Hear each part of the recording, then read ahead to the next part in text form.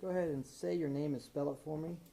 My name is Dewey Williams, D-E-W-E-Y, Williams, W-I-L-L-I-A-M-S. Excellent. That gets me two things. One, I know for sure how to spell your name, and two, now I have my mic check. Yeah. It helped to have the script.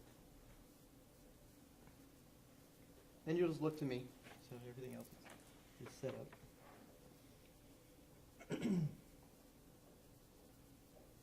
And first off, it says to ask, how should we address you on camera? Probably Deputy Chief, but Okay.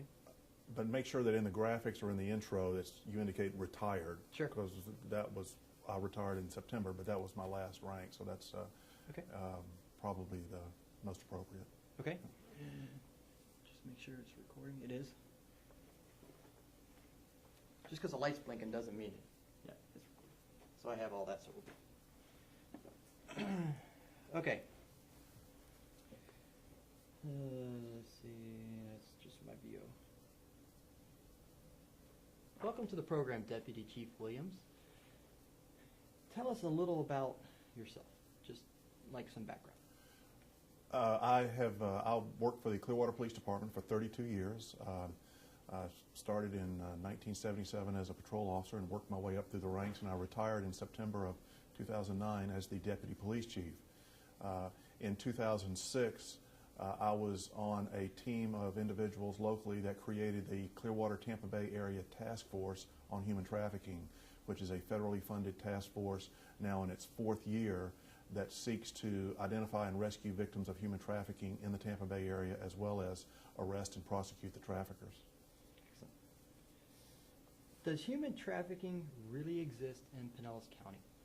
Yes, it does. It exists in Pinellas County, Tampa Bay area, and throughout the state of Florida. In fact, Florida is one of the top 3 destination states for victims of human trafficking in the United States.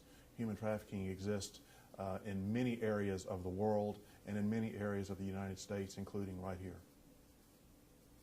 What types of trafficking exist here? Trafficking is defined by the federal law in 2 ways. There's 2 types of trafficking.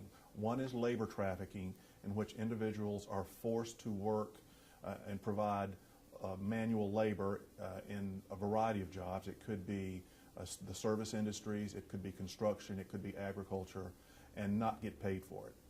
So there's labor trafficking. There's also sex trafficking. Sex trafficking is where women and children are forced into prostitution for the profit of the trafficker. It's estimated that most trafficking in the United States is sex trafficking. Some people estimate that as high as 80%, but we have both types of trafficking in the Tampa Bay area and in Florida. How and why do people become trafficking victims?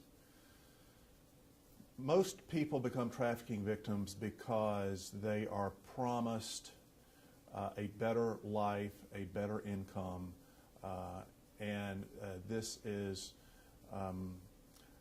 dangled in front of them to paint a picture that they can enjoy a piece of the American dream if they only go with the trafficker into this business relationship. Unfortunately, what happens when these people are tricked that way is that they don't find a dream at all. They find a nightmare because they are then enslaved and are controlled by the trafficker over long periods of time and forced to do things that they wouldn't ordinarily do and not get paid for it. Why don't more victims try to escape from their traffickers? The trafficker, the trafficker controls that victim in a variety of ways, both physically and emotionally. The traffickers are very adept at conditioning that victim to be fearful of U.S. authorities, to be fearful of the police. The trafficker will withhold their identification documents or immigration documents if they have any, and through a variety of both physical and psychological means, that trafficker exerts a tremendous amount of control over that victim, and that victim becomes, not only do they become dependent upon the trafficker, they become fearful of what might happen to them if they were to leave the trafficker. How can a person get help for a friend who is a trafficking victim?